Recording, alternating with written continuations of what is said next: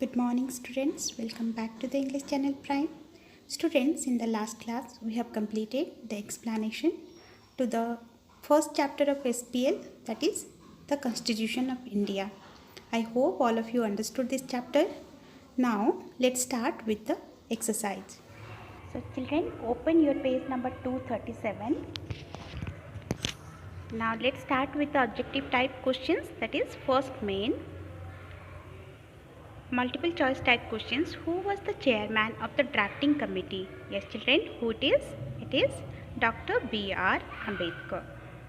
Which of the following article of the Indian Constitution guarantees the right to move to the Supreme Court for the enforcement of the fundamental rights? Yes, children, fundamental rights are mentioned in Article 32. So, first option A. When did the Indian Constitution come into force? Yes, it is. It came into force in the year 1956. 1950. So, it is 26th January 1950.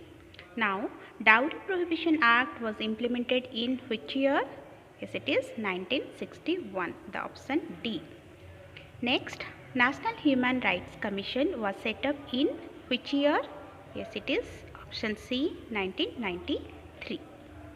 Now next B, unscramble the letters given in the help box and fill in the blanks. First question, there are dash fundamental rights and dash fundamental duties mentioned in our constitution. Yes, children, how many it is? Yes, there are 6 fundamental rights and 10 fundamental duties.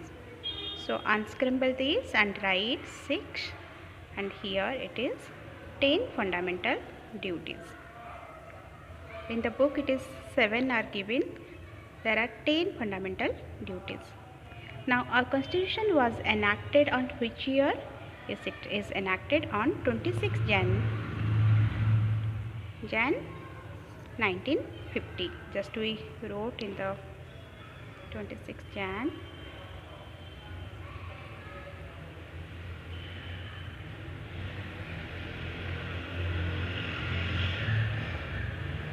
1950.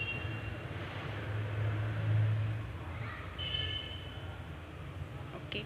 Das was the chairman of the drafting committee of the Indian Constitution. Yes, it is Dr. B.R. Ambedkar.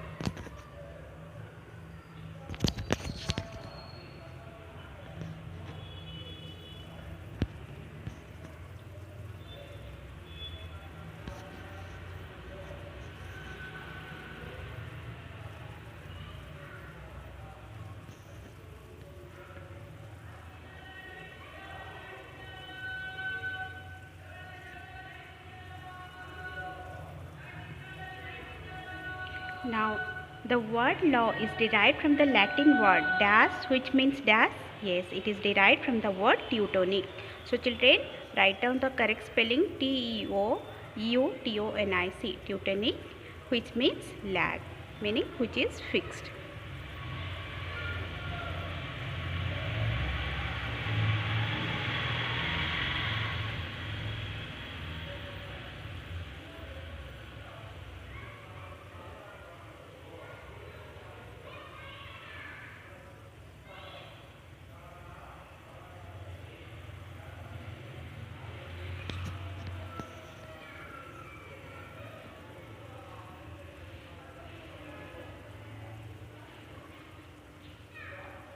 Yes, rights and das go hand in hand. Yes, if you have some certain rights, then you have to also some obligations. So that is duties. Rights and duties go hand in hand.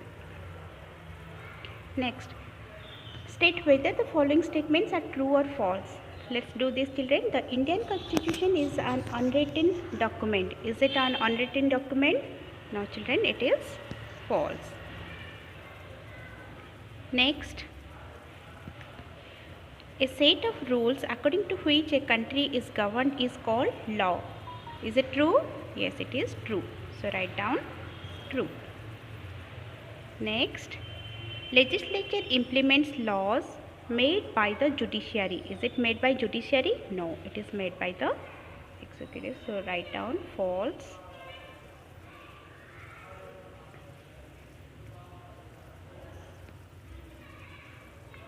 Next, the Indian Constitution was enacted on 26 December 1949. Is it? No, it is done on 1950. So it is also false.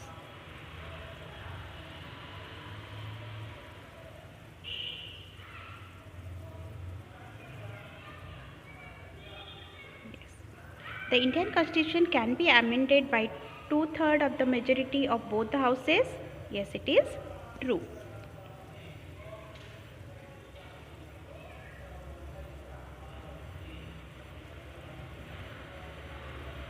Very good. Sixth question. Giving or demanding dowry is an offense. Yes, children, this is true. Seventh, marginalized groups are economically and socially more dominant. Yes, is it true? No, it is false. Eighth, the practice of untouchability is illegal. Yes, it is true. Ninth, each citizen has the right to propagate and practice the religion of his neighbor's choice. Is it true? No, it is false. 10th, women have unequal rights as compared to men. No, it is not true, it is false. Then second main, let's start doing very short answer questions.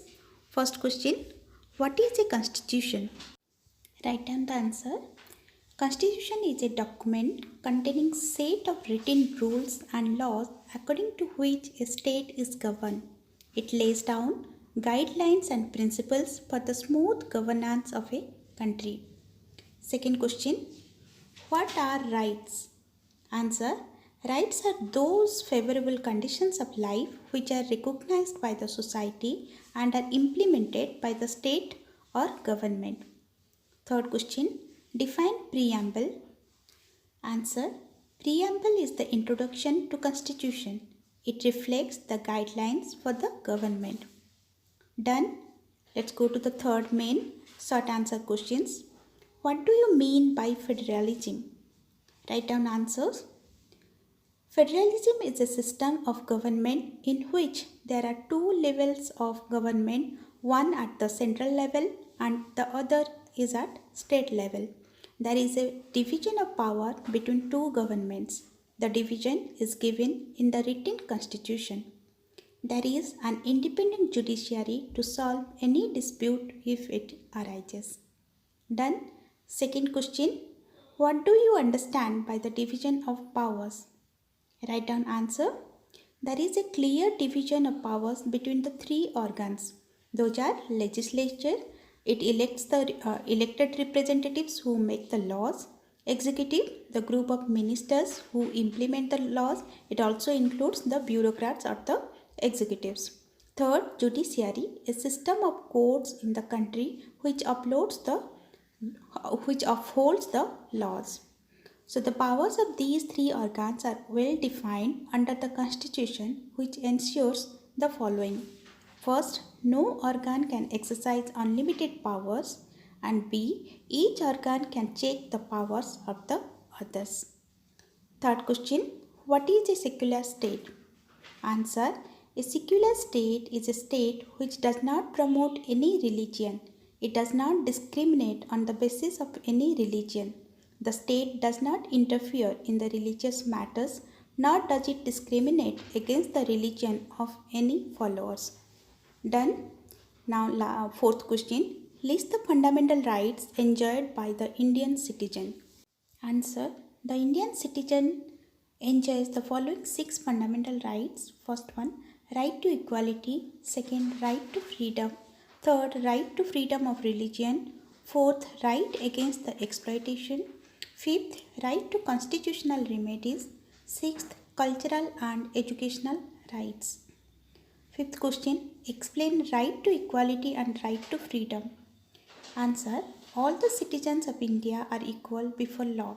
No discrimination shall be made on the basis of caste, creed or sex. Everyone gets equal opportunity on the matter of jobs. Untouchability has been made illegal in India.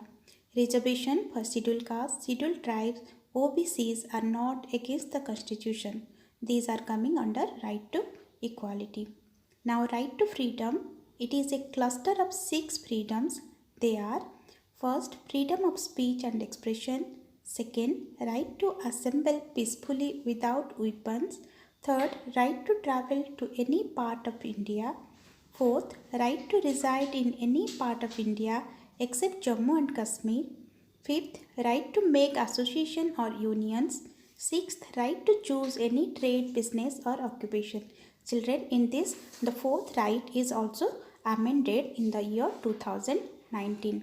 Right to reside in any part of India except Jammu and Kashmir. Now Jammu and Kashmir are also accepted. Now next, sixth one, with 80% of dominant Hindu population, India chose to be a secular country. Why? Answer, with 80% of dominant Hindu population, India chose to be a secular country because the leaders of India were very much aware of the religious diversity prevailing in India. They decided to give equal importance to each of the religion and its followers. India does not have any state religion. Instead, all the religions have equal opportunities to grow. There is no discrimination on the basis of religion. India has successfully followed secularism and have achieved harmonious society in reward where people of all religions live together. Done, children? Now seventh question. Rights are rights, then why do we call some rights as fundamental rights? Children, these are your creativity thinking. You have to give your own answer. Write down answer.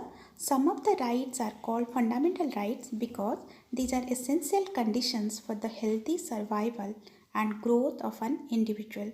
These rights safeguard the people against any kind of oppression. Done? Now let's do the fourth main long answer questions. Third main first question, India is a secular state. Comment. Answer, India is a secular country. The state government does not interfere in the religious matters. It does not discriminate against the followers of a particular religion. People are free to follow any religion. Article 25 to 28 promotes secularism in the following ways. Article 25 guarantees the right to profess, propagate and practice any religion. Article 26 guarantees the right to establish and maintain any institutions for religious purposes. Article 27 states that no taxes shall be levied on any religion. Article 28 states that no religious instructions shall be propagated in any educational or government institution. Done? Now second main, describe the importance of the constitution. Answer, the constitution is very important for a state due to the following reasons. First one, the government of a country is formed and function and the guidelines laid down in the constitution as per the guidelines laid down in the constitution. Second, it helps the citizens to understand the political system of a country. Third, it determines the scope and activities of various organs of the government. Fourth, it ensures that the citizens of a country enjoy their fundamental rights. Last one, importantly, it helps in the smooth functioning of the government by maintaining law and order. Done. Question number 3. Explain the term law and descent in different contexts, one before independence and the other after independence. Answer, laws made for the benefit of the society. The government makes the law. The government is formed by the majority party. It is not necessary that all the lawmakers want that a particular law must be passed. Those who do not agree with the laws are called the dissidents. Their dissent is not unconstitutional or disagreement. Dissent before independence. Salt Satyagraha. Salt Satyagraha was launched in protest against the law that imposed tax on the manufacture of salt. Gandhiji announced that Salt March or Dandi March to show his dissent with this law. The government tried to stop it, but such a large number of people motivated by their genuine grievances could not be stopped. So this is called the disagreement with the law. Second, dissent after independence and anti-liquor agitation. The directive principles of state policy are in favor of closing down liquor shops Anti-liquor movement was a step to impose ban on the sale of liquor in Andhra Pradesh. In this movement, women actively participated in picketing. The women were lathi-charged, most of them were injured. Later, the governor ordered the district authorities to close the liquor shops. So, dissent or disagreement makes to reject the laws which are not beneficial for the society. Fourth question, explain with example why do we require a law? Answer, we need laws in our life for the following reasons. First, it regulates the civic life of the society. Second, important for good governance. Third, help in maintaining law and order. Fourth, helps to curb the social evils prevailing in the society. Laws are passed to curb social evils. For example, Dowry Prohibition Act 1961 and Sati Prevention Act in 1987. Question number 5. When were the fundamental duties incorporated in the Indian Constitution? List any 6 fundamental duties assigned to the citizens of India by the Constitution. Write down answer. Fundamental duties were incorporated in our Constitution in 1976 through the 42nd Amendment. The 6 important fundamental duties are to respect the national flag and the national anthem, to reserve the rich cultural heritage of the country, to abide by the Constitution and respect its ideals and institutions, to defend the country and promote the spirit of brotherhood, to maintain and preserve public property, to develop scientific temper, to protect and conserve our natural environment. I had given 7 here. There are 10 fundamental duties mentioned in the articles. Sixth question. When the Indian Constitution provides for equal rights and opportunity to all, what is the need for special safeguards for some section of the society? Answer. For some sections of the society like scheduled castes, scheduled tribes and economically weaker and socially backward sections, some kinds of safeguard is required to boost their low moral and for their upliftment. This can be done by giving reservations in terms of education and employment. Some special concessions are also offered to them to improve their condition. In government jobs, some posts are reserved for the scheduled caste 15%, scheduled tribe 12% and OBCs 27%. Done children? I hope all of you have noted this. Thank you children.